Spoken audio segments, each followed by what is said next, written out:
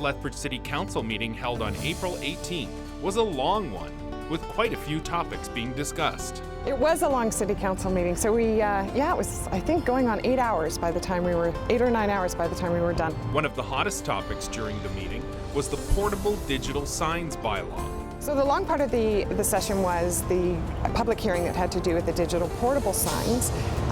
There was no bylaw in place that specifically dealt with that issue. So a community group came forward. We asked the Municipal Planning Commission to take a look at that. And what we heard yesterday at the public hearing was what they're recommending to City Council to do.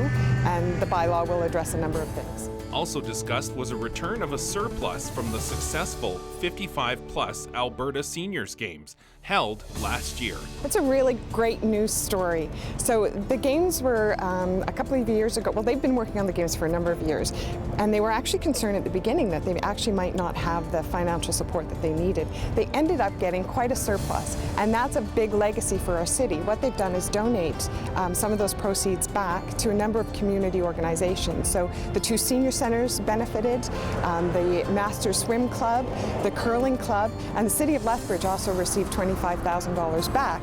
That will go into a games fund that we've set aside, so the next time we have an opportunity to bid for it, we already have some seed money in place.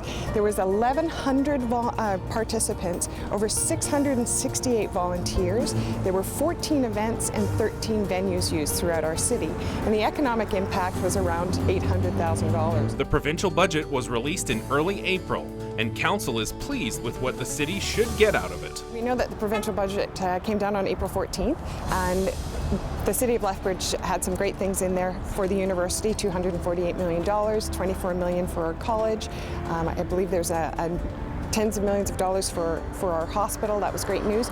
The other thing that came forward was the carbon tax levy, and we're just looking at how the impact of that will be. It looks like it's going to be just under $700,000, but obviously that's just an estimate.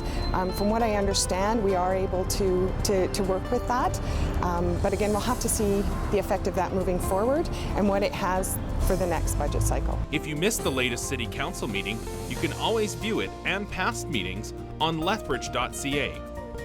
Also, you can watch live Lethbridge City Council meetings every other Monday here on Shaw TV.